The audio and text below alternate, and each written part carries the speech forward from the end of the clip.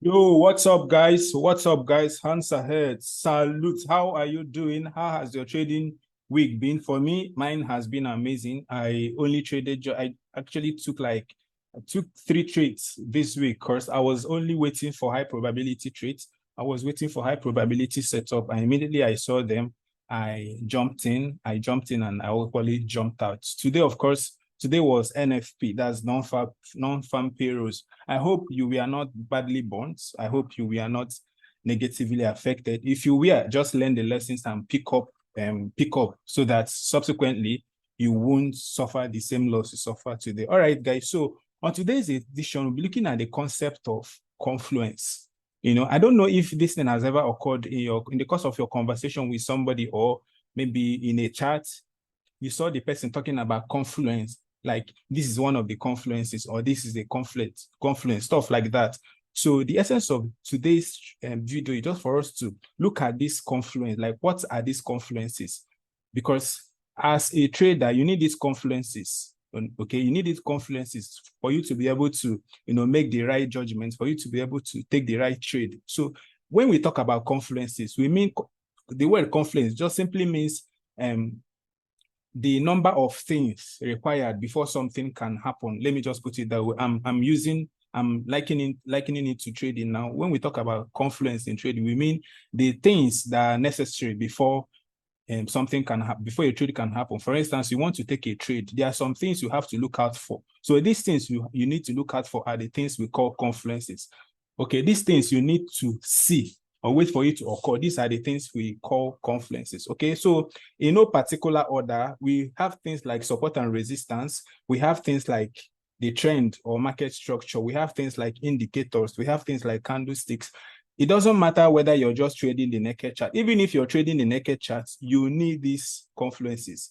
You need these confluences because these confluences will help you to make the right decision, for you to know whether this is the right time for you to enter this market or whether this is the wrong time for you to enter this market. So what these confluences do is that they help you to make the right judgment. And please, guys, if you are just joining us on this channel, if today is your first time of visiting this channel, kindly give us a follow. And if you're looking for a community of traders, a community where we share insights, look at the market, I'm inviting you to our Telegram community at the description section of this video, our Telegram community, where we look at the market every day, where we look at the market, have a daily overview of the market. So I'm inviting you. The link is at the description section of this video. Okay, so like I said, these are the various confluence factors. The list is not exhaustive. That's why I said it is. So it depends on you as a trader. What are the things you're looking at? What are those things that you're looking at for? What are the necessary things you need to look out for before making your trading decision? So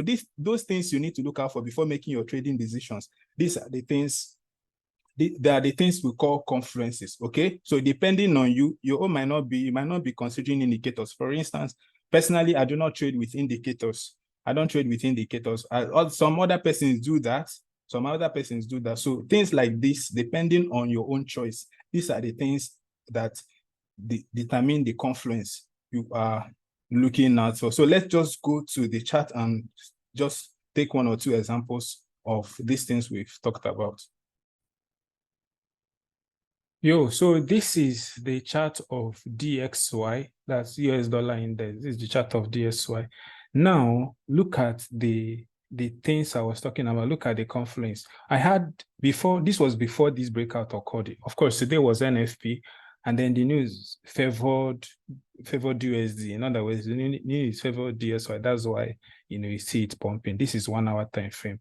So before the news, I had these things. I had my support and also had my resistance. In other words, I had my confluence, and also I had this current support, this black line here. This is also serving as a support. So these things kind of helped me to know what to do at every point in time. I had all these things in place. In other words, I had these confluences in place. So I was waiting for the news to come out. Had the news come out and the SY was not able to break this resistance, what it means is that it would start coming down. So this support and this resistance, coupled with this very support, was part of the confluences I had in place. Okay, so it helped me to know what to do, because even while I was waiting for the news, I had all these things in place.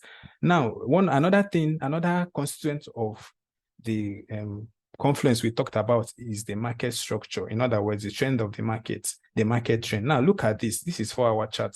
Looking at this 4-hour chart, you can see something. You can see something. Of course, you know that the higher time frame gives you a clearer direction of what the market is doing. It's better to use the higher time frame for you to get the clearer picture of what the market is doing at every point in time. Look now, looking at this, you discover something. This is giving the vibe of inverse head and shoulder. Giving the vibe of inverse head and shoulder. Of course, I've spotted that on the 4-hour time frame. Now, so going back to the lower time frame, you point it, we'll see it clearly. This is the head. We have the head here. This is the head. And then this is one of the shoulders. This is one of the shoulders. This here, that's one of the shoulders. Let me bring it closer. Okay.